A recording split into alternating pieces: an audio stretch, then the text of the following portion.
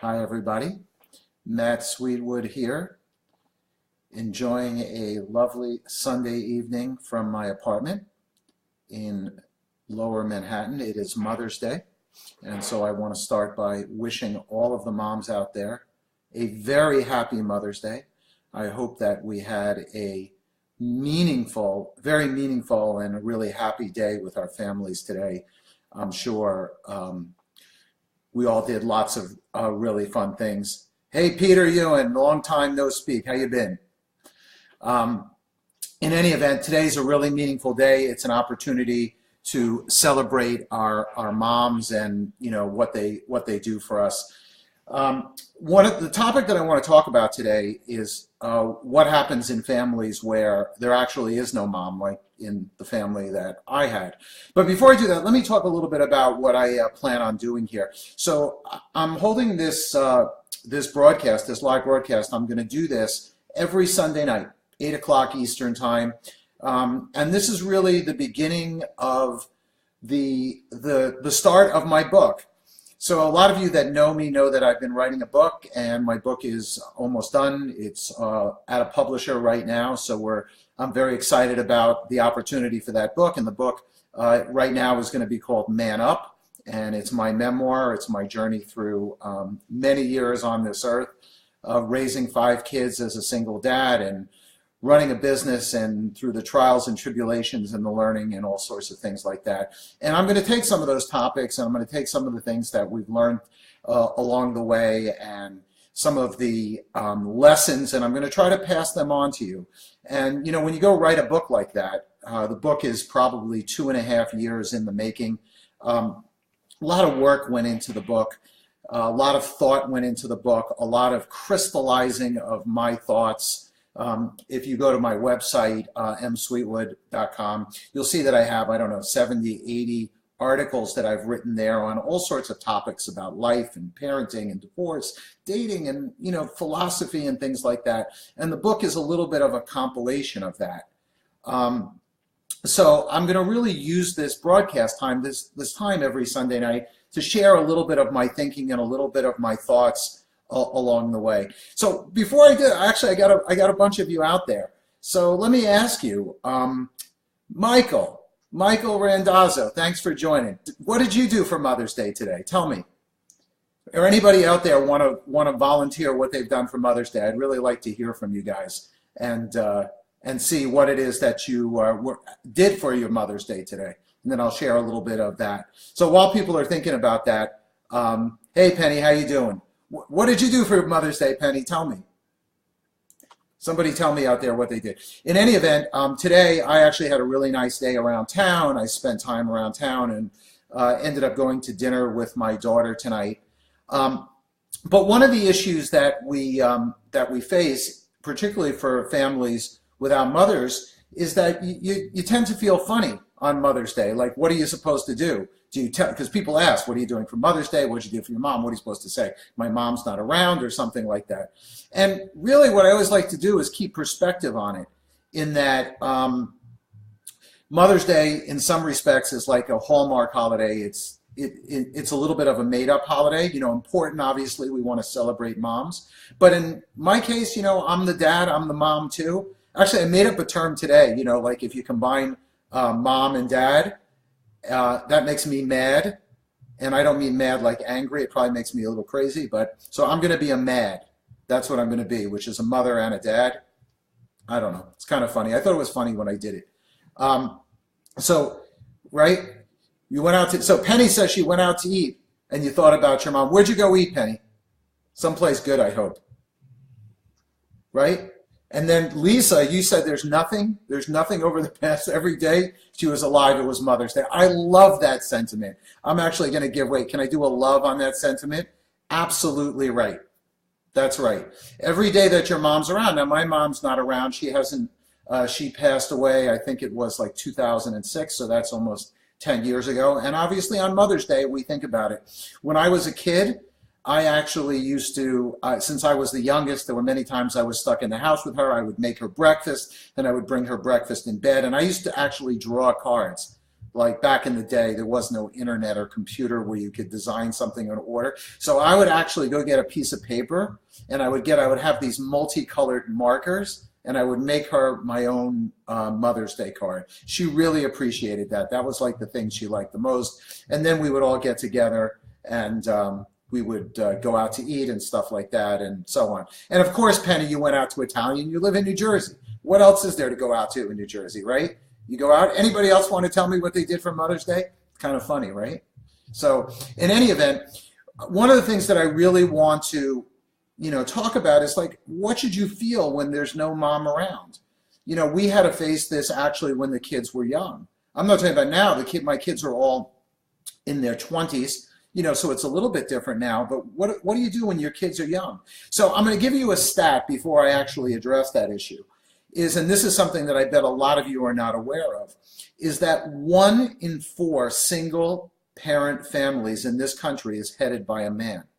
Think about that for a second. You would never guess that, because single moms are really something that gets talked about a lot. But it turns out that there's a lot of single dads out there. Now, in some cases, those single family households are just run by dads because the mom is working.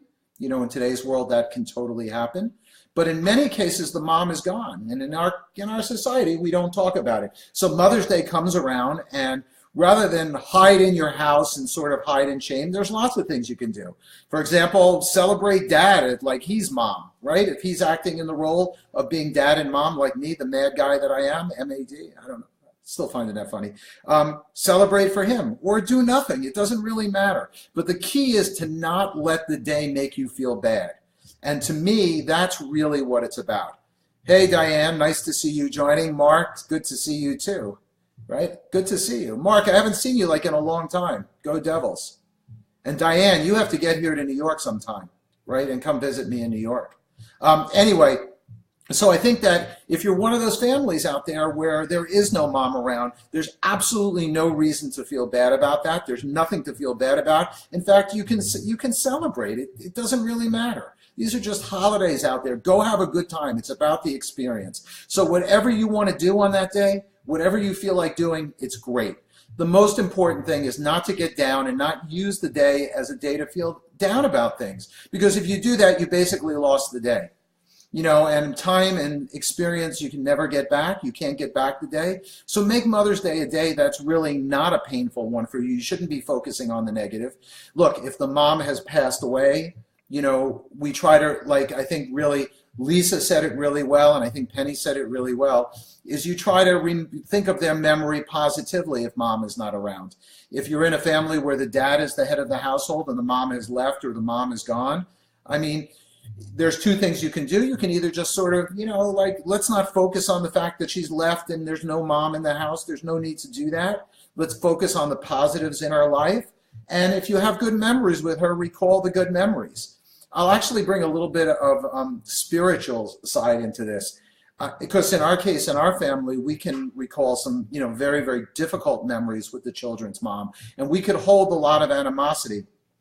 But the spiritual lesson here is, and this actually comes from Judaism, and it happens since Passover just passed. I'm going to take a little bit of a lesson from Passover, and it says that the Jews should be grateful to the Egyptians. Now that may seem ridiculous because the Egyptians enslaved the Jews and kept them prisoner for a long time. But there was a period of time when the Jews lived in prosperity or lived well in Egypt. And so we should remember those times, remember the positive times. And I think that that's a really, really positive lesson. So only focus on the positive memories if mom is gone.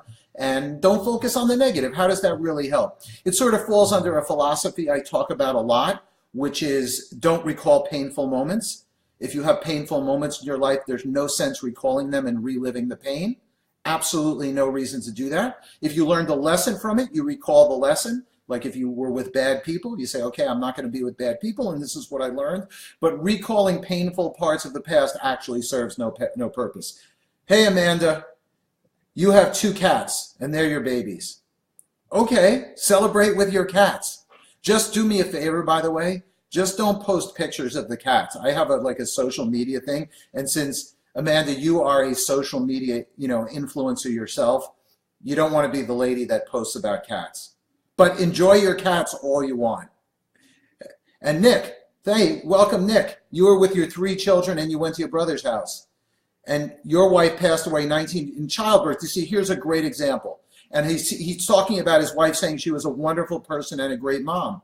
We remember and honor Mother's Day. So Nick, I actually think that you're going to get a huge love for that, because for me, I think that embodies exactly what I'm talking about. So here's a person where he's had 3 children, right? Did I read that right? Oh, no, I'm sorry. Yeah, you have 3 children and the mother passed away. And so you could focus on the pain of that, but there's really no point in doing that. You really want to focus on the positive points of that. Everybody should go give Nick a big like on his post. It's actually on the thread right there. That deserves a like or a love or something like that. So if you're in a family situation, now even, and I guess this even applies in a divorce situation where, you know, the mom is not there, or for whatever reason the kids are not with the mom, it's really about focusing on positive things. And I think that's the lesson I want everybody to walk away from here, is to really try to be, you know, positive about what's going on. I mean, that to me is really what it's at, is that you always want to focus on the positive, keep it positive, and don't let, you know, a holiday like this actually take you down. You don't want to do that. And you know, this really is a pretty big issue. You have, like I said, 1 in 4 families headed by a man. Many of those families, the mom is not around. So Mother's Day should be a day of celebration for everybody. It should be something good. I went out to dinner. I had a really nice time with my daughter, who happens to be graduating college and, you know, in the job market right now, which actually makes me very happy, because very soon she's going to be off the payroll and maybe even supporting me, which would be a very nice change, you know, for me, you know, after you pay for the kids for, you know, so many years along the way. So anybody else, feel free to share, you know, any of your Mother's Day experiences. I like to hear about that. I'm going to talk a little bit about my book at this point. So the book is filled with lots of stories like this about things that have happened to me along the way and the lessons that I've learned. Hey, Julian, welcome aboard. Julian, you and I, we need to do one of these really soon. We need to do a live video. So Julian's another dad who's in a very cool situation with his family. And you might see some stuff coming out from Julian and I in a little bit. Kind of excited about doing that. So my book is going to be called Man Up. It's like I said, the book is basically finished now. I'm very excited about getting out there. Obviously, when you go through the publishing route, it takes a little bit of time to actually get the book rolling. But the book is going to come out, and I may release pieces of it along the way. And I may actually release some chapters along the way to give everybody a sort of a feel for that. And I hope that you'll go out actually to my website, which is msweetwood.com, and you'll sign up. I have a place you can sign up and start to get updates and see some of the articles I have out there, and, you know, things that I can really share about, you know, the journey that I've been on. When you raise 5 kids, you know, and you've done this from the time that you had nice hair until the time your hair looks like that, and now they're all successful adults, you learn a few things along the way about life and child rearing and, you know, things that happen along the way, like I said, and I think that I have worthwhile lessons to share. So I hope that you all had a really fantastic Mother's Day. Now remember that Father's Day is coming up, and we know that Father's Day is a very important holiday. And, you know, you should keep these lessons in mind too, even for you moms out there, single moms, who, you know, there's no dad around. There's no reason when Father's Day comes to really turn that into a sad event. It should be a very happy event. You know, you should make it a celebration. Use it as an excuse. Keep it positive. Keeping it positive, by the way, is not just it's not really just a slogan. It's not just a feel good. When you keep yourself positive like that, you have more energy. You have life energy. It keeps the momentum of your life going in the right direction. And if you let yourself get depressed, or you let yourself get down, or you let yourself, it takes all of your life down with you. You know how bad things seem to happen in clusters? You know, and if you create a bad event, bad vibes like that, you're going to sort of attract more bad things to you. This is totally true. It's totally a phenomenon. Amanda, you don't have a relationship with your father. So there's lots of things. I mean, I'll talk about this as we get closer to Father's Day, because you hear about this a lot, but there's lots of things that you can do. Maybe you can find, here's like a crazy, wild suggestion, which is really a good thing to do.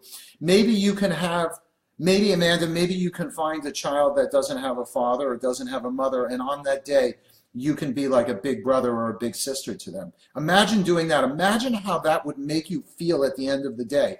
Instead of sort of thinking of, hey, look, I don't have a relationship with my father. He left, for whatever reason, bad guy, good guy, doesn't matter, right? You don't want to focus on that. Maybe on that day, you use that as a day to help a child.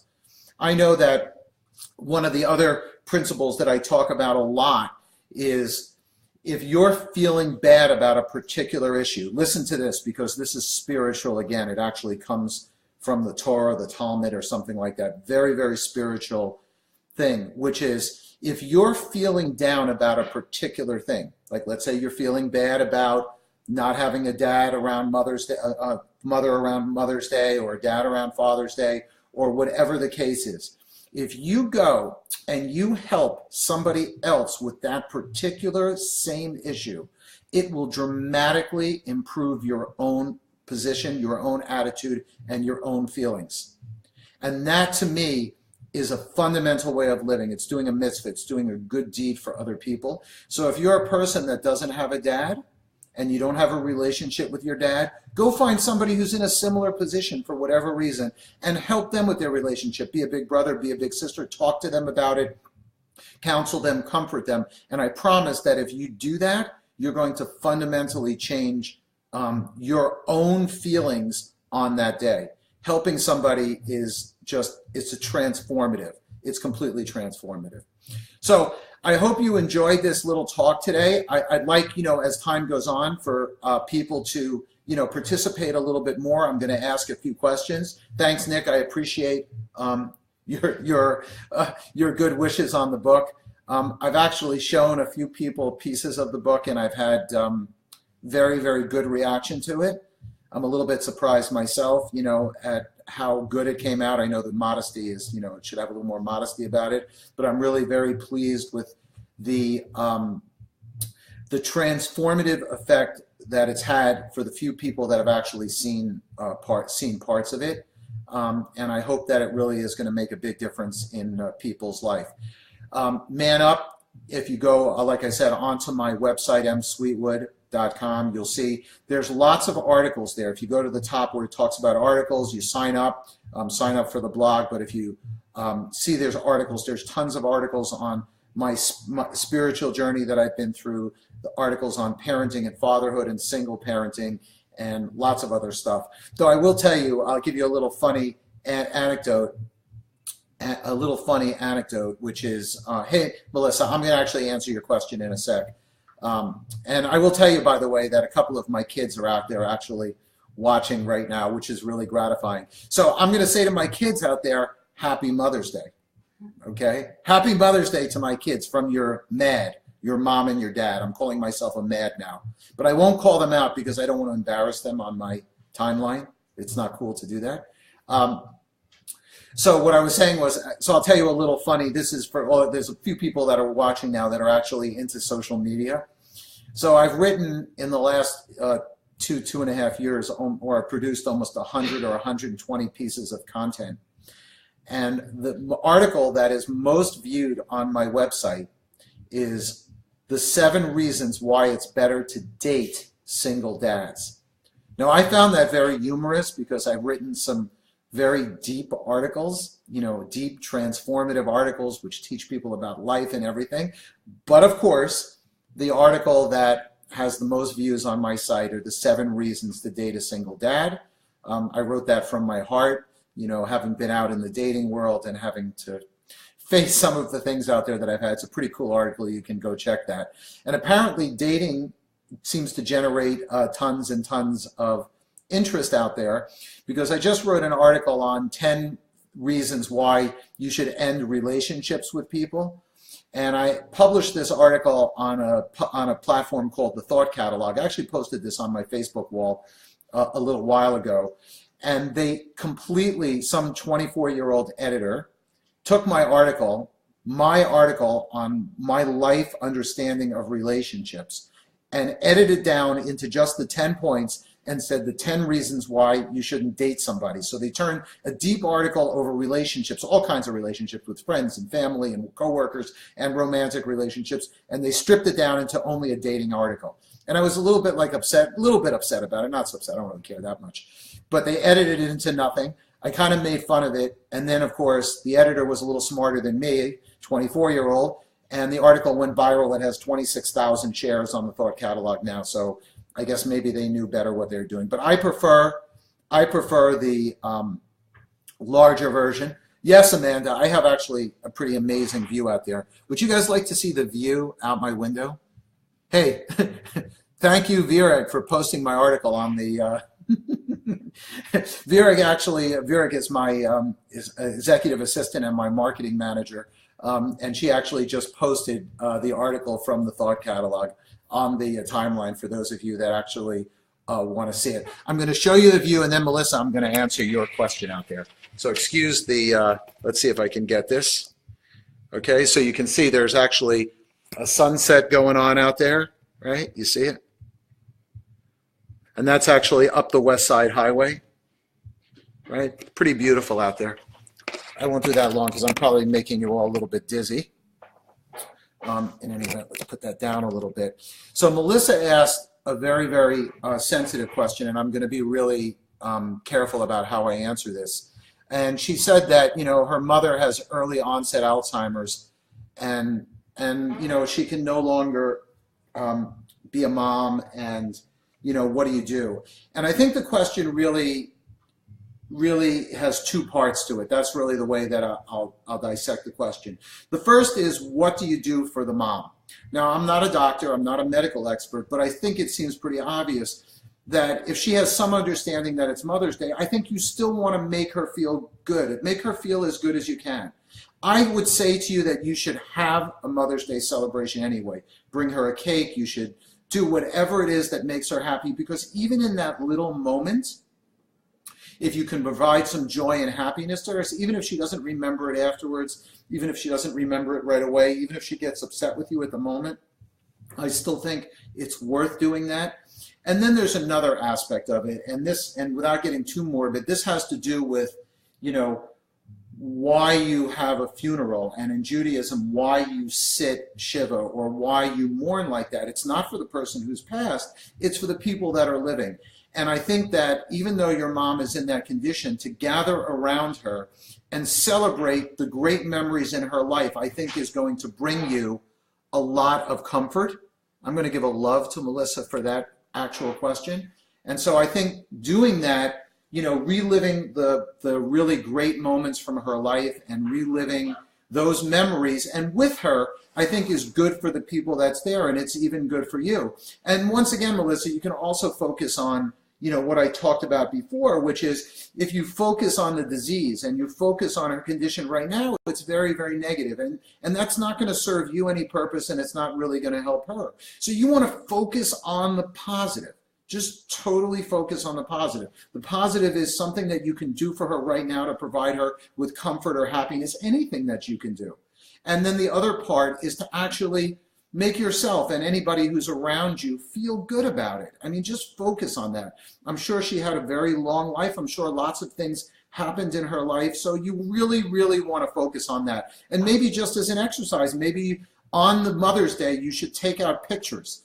Since I come from the photo industry, it's a really natural reaction to me.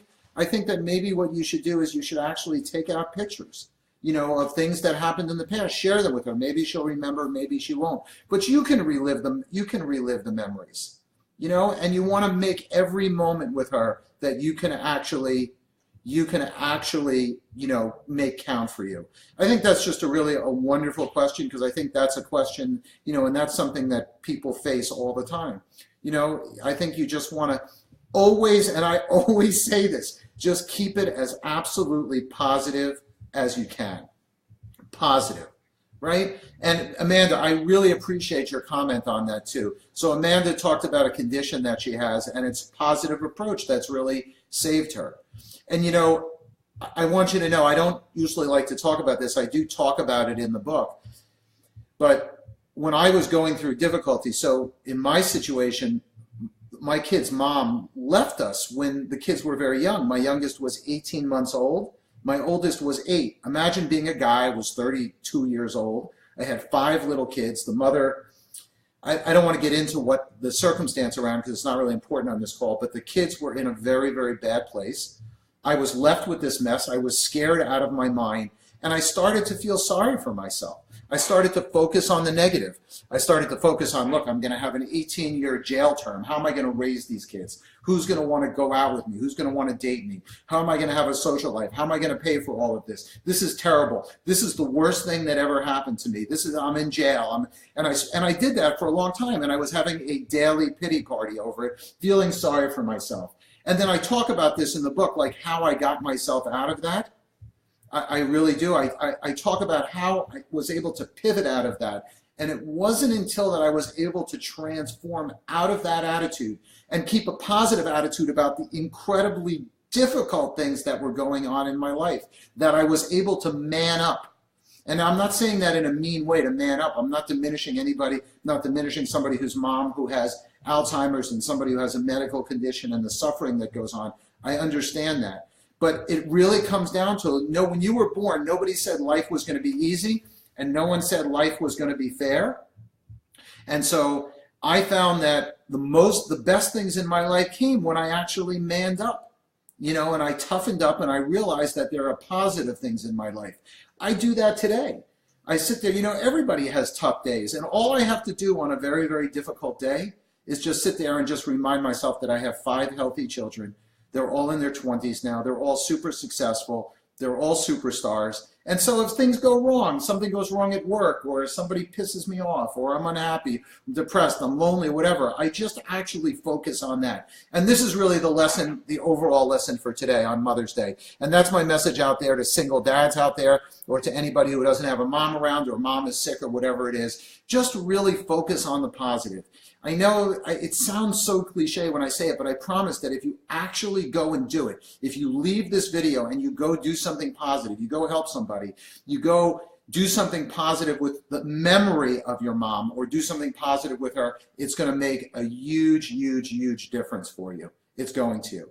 And you'll see, like, if you just even look at the comments on this post, you can see everybody's got their burden to carry. Everybody. But I'm telling you, if you look at things positively, you don't judge yourself. You don't, what's the right word? You don't try to put yourself in a way that sets yourself up for failure. Like if you begin the day to say, Mother's Day sucks because there's no mom around. Well, if you begin your day like that, that's what's going to happen. You're going to end up with a bad day, with negativity. You're going to finish Sunday like that. You're going to go to sleep depressed. You're going to wake up and your work week is going to start badly. On the other hand, you can say, okay, it's Mother's Day. It's another day. Let's make today positive. Let's do positive things. Let's celebrate the memory of the mom, even if she wasn't there. She left, 20 whatever years ago, like my kid's mom. She's irrelevant to that. We just go and have look, we succeeded despite that. I have a successful life. My kids have a successful life. Who cares what happened with the mom? We just focus on the good stuff. I feel really blessed. I went out to dinner tonight with my youngest daughter. She's beautiful. She's smart. She wants to spend time with me. How many dads can actually say that? Can actually say that their 21-year-old daughter went out of her way and wanted to spend Sunday night hanging with her dad? I mean, I consider myself pretty lucky for that. And that to me makes Mother's Day for this dad, really, really worthwhile. So I think that's really the lesson for today. And I hope you guys all go out, visit my website, take a look at some of the articles that I've written, and look for more, episodes like this. I'm going to try to do this every Sunday night at 8 o'clock. I think it's a really, really good time to do that. The video will be on my Facebook wall. If you have friends, please feel free to share it with your friends. We'll actually put this video on YouTube and push it around a little bit. And this is going to be really the start of Sunday Nights with Matt, and talking about my Man Up project, and talking about my book Man Up, and talking about the things that I think are going to be meaningful for you in your life. And, for me, originally talking about these things was extremely cathartic. In other words, helping other people is exactly what I what I talk about. You know, when you help other people, it really helps. And now for me, I feel like I've been so blessed and so lucky in my life, you know, writing a book like this and writing blogs and talking to people and helping even the few people that I was able to help tonight, for me really is what I want to do. It's an opportunity to give back. So I hope you enjoyed this session tonight, and I hope that you have an excellent rest of Mother's Day and a great week. And I hope that I'm actually going to be able to see you all. Hey, Matt Gorman, hey, how are you? Long time no see, old friend. In any event, I hope that I'm going to see you on Sunday nights, 8 o'clock Eastern time. And if you can't catch it, you're going to catch it on the replay. And of course, check out my website, msweetwood.com, and look for stuff about my book, Man Up, happening frequently. Have a great night and week, everybody.